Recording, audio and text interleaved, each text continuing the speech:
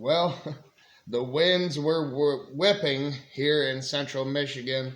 The rain was battering, and we lost power here. It got back on about an hour ago, and dumbass me, I went to the casino, the Soaring Eagle Casino in Mount Pleasant, about 15 minutes away from me, and it was a costly power outage. I'll just say that.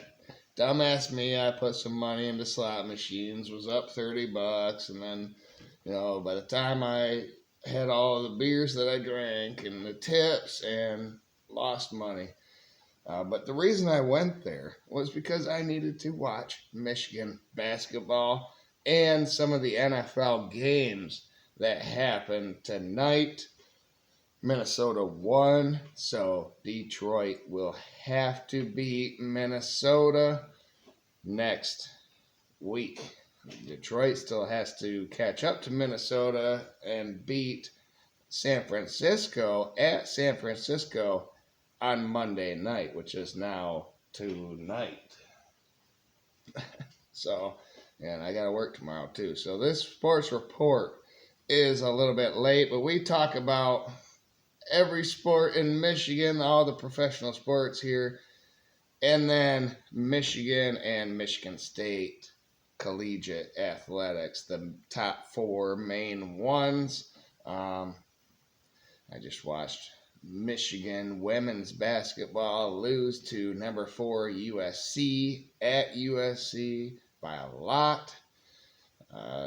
That's not a good outcome, so that won't be brought up. We're talking about things that you might care about here on this Michigan Sports Report. It's episode 11. Let's start with the professional sports in Michigan. Detroit Red Wings. They fired their head coach, Derek Lalonde, after a 13-14 start this season.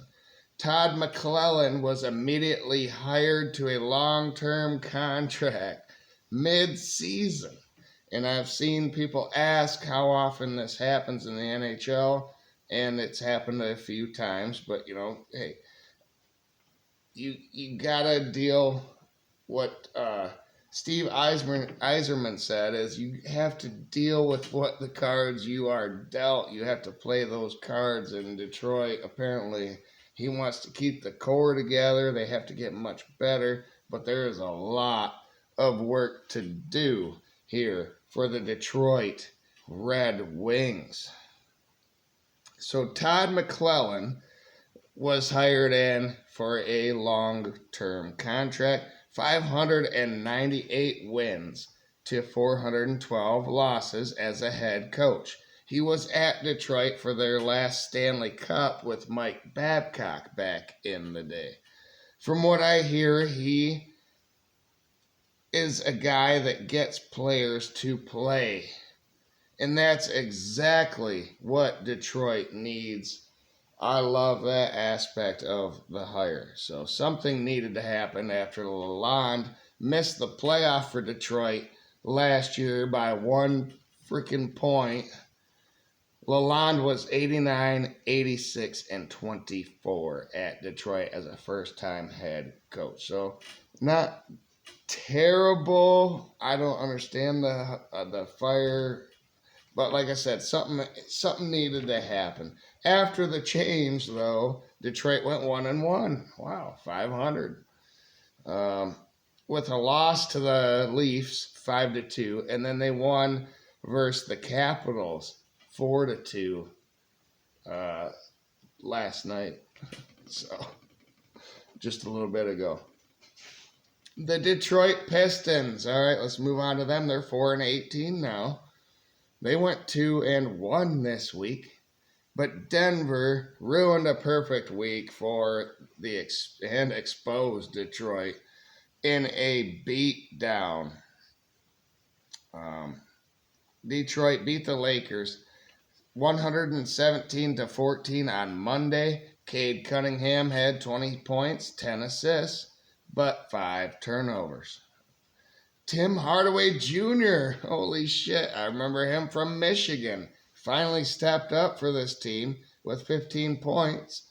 Michael Beasley had 21 points, 5 rebounds, and 2 steals, and he was 8 of 15 shooting in 29 minutes in that game. That's exciting. Detroit beat Sacramento 114 to 113. So a lot of these 1-point games for this team all season long. They did that on Thursday. The Kings led 86 to 53 at halftime, though. But Jaden Ivey's 4-point play with 3 seconds left put Detroit on top and secured the win. Cunningham in that game had 34 points and 10 assists. He's a walking double-double with points and assists. He needs help. Ivey had that 19 points and 6 rebounds in that game, so he helped. Malik Beasley had 22 points on 6 of 11 shooting threes. 6 of 11 from 3. We'll get to more 3-point shooting. Michigan did that today, tied a program record. The Detroit Lions. Okay, well, all right. We got to talk about the Pistons' loss to Denver, 134 to 121 on Saturday. Jokic went off for 37, 9, and 8. And Detroit's leading scorer had 17 in that game. So Denver didn't allow any one of Detroit's players break out, and that's exactly what we need. We are kind of a team effort. We need one guy to step up. Maybe another one can. Not in this game. Even though Detroit had 6 players in double digits, it was not enough. All right, the Detroit Lions are 13-2. 13 wins is a franchise record. They're going for 14. They're going for 15 and beyond here in the upcoming late season. The Lions play on Monday night, so tonight. The recap will be on next Sunday, but I will have a special video recapping the Lions and 49ers Monday night game. I will do an instant reaction, something to recap what happened in that game and what the Lions need to do. And then, of course, I'll talk about them next Sunday after all of these sports, every week. It's Sunday or Monday, depending on circumstances. So every week we do this sports report. And actually, both of Detroit's final games will be next week. They have one tonight. They have one on Sunday. So the next episode of the Michigan Sports Report will be Lions heavy because we'll have 2 games to break down as Detroit is fighting for the number 1 seed in the NFC. And like I said, Minnesota is currently tied in record with Detroit, but now tonight after they beat the Green Bay Packers, they are 1 game ahead. So Detroit has to beat, Detroit doesn't have to beat San Francisco. They have to beat Minnesota at the end of the season. Hopefully they beat both of them, but, the number 1 seed will be clinched if Detroit can beat Minnesota at home in Ford Field in that final game. All right, let's talk about college football because it'll be quick. Michigan doesn't play Alabama until Tuesday this week in Tampa, Florida. I have to work that day, which sucks. I have to work every day, New Year's Day. Drywall profession is seasonal. Most houses are built during the summer, and then we come in during the winter seasons, and we do the drywall work. It's our busy time of year, so that's what I have to do. I'm going to watch that game one way or another. Maybe a YouTube recap, or maybe, I don't know. But I'm going to see what happened in that game. I have Michigan beating Alabama. Let's go. All right, college hockey. Both number one Michigan State, number one in the nation, Michigan State, who is 13-2-1, and number 9 Michigan, who is 11-6-1, will not play until next weekend. So they have another week off.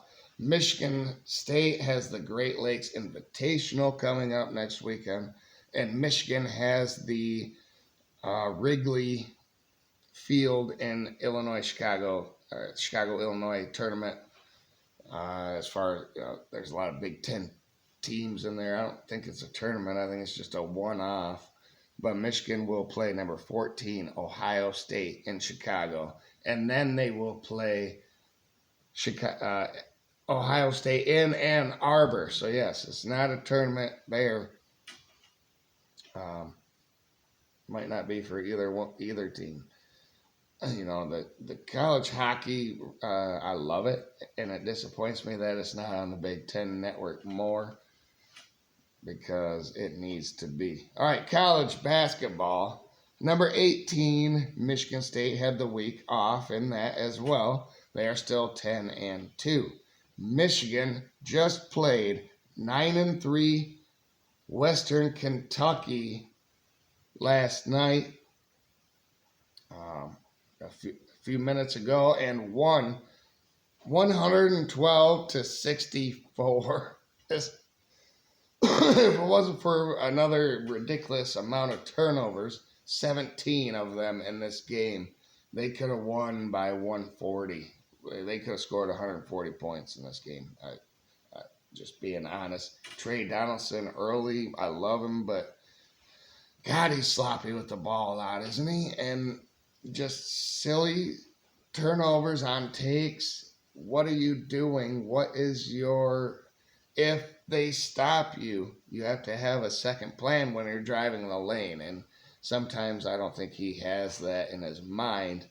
But, a lot of this team turns the ball over, but goddamn, they are talented as hell, aren't they? This Michigan Wolverines basketball team. They tied a program record in this game with 3-point makes, 19 of them. They made 19 of 40 3-pointers. Vlad Golden was awesome with 17 points. Namari Burnett hit some threes and was awesome with 17 points. Trey Donaldson, like I said, had like 12, 6, and 5 or something, but too many turnovers. And I love how this team, the energy they have, it doesn't seem like they are ever lagging in any game. Even in this 50, 60-point win, everyone was still fighting. So that's great. Next up for Michigan is a game at USC on Saturday. That's their only game this upcoming week. For Michigan State, it is Western Michigan on Monday and at Ohio State on Friday.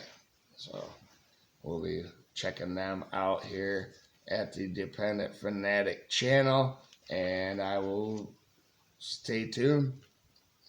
Step back in here a week from now, and we will have something to be said about those games. The new year will be in between next week's episode and this one, and I want to wish all of you a happy new year and a prosperous new year for all of you. I don't know if I want to do this. One thing that is funny to me is my New Year resolutions. Looking at the spelling, resolution, meaning you made solutions in the past and you are looking to redo that. Okay. Play on words. If you are making solutions, You don't need a second try. Right? Right? So make a solution out there, everybody. Progressive, problematic, and precarious. That's me. Thanks, everybody, for tuning in. Like the video, share, subscribe, and as always, go blue.